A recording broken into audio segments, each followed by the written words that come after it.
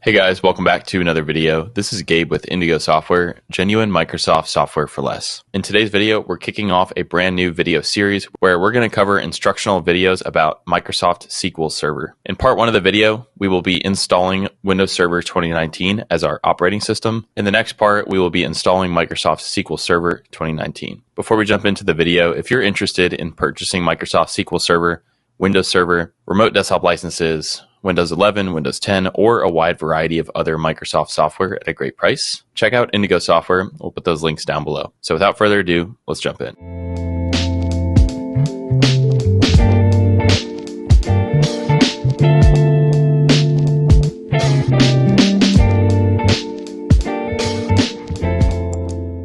All right, so I'm using Hyper-V for this video's demonstration. If you're on a physical computer, that is totally fine, as the main thing here is just to cover the initial setup of Server 19. I'll open my Hyper-V manager, and once in here, I'll click New, and we'll click Virtual Machine. Here, I'll click Next. We're going to title this SQL Server 2019. I'll click Next again. I will leave this machine as Generation 1, and I'll click Next. I'm going to assign 8,000 megabytes of RAM, the equivalent of about 8 gigabytes, and I will select the dynamic memory feature and press Next. We will go with the default switch on the configure networking page, hit Next again, and then last up we have to create a virtual hard disk. I'll set the size and I'll hit Next. Next we're going to install the operating system, so I'll check the second option here and we'll select image file. And now I'm going to navigate to the server installation file. Just a quick note, if you don't already have your ISO image file for Windows Server, that is something we will directly provide to you after purchase on our website. Alternatively, if you have purchased directly from Microsoft or another retailer, that will be your source for where you get this file. All right, so my file again is downloaded. This is Windows Server 2019 x64. Here, I will click Open. I'll hit Next. Okay, once that's done, I'll hit Next. And from this point on, I can press Finish. All right, now this has been creative. I'm going to right click and hit Settings. Underneath BIOS, we want to make sure CD is at the top, which it is. So we're going to boot from the image or boot from the ISO. And I'll go ahead and double click the server to start it. And here we will click Start again. I'll leave the first page as default and I'll click Install now. At this point, I'm being prompted to activate server and I'm going to input the key to activate the software. Again, if you have yet to purchase, be sure to check those description links. And if you have already purchased, your key will likely be found in your email address. All right, so I'm going to finish typing in the activation key. Okay, with the key entered, I'll hit Next.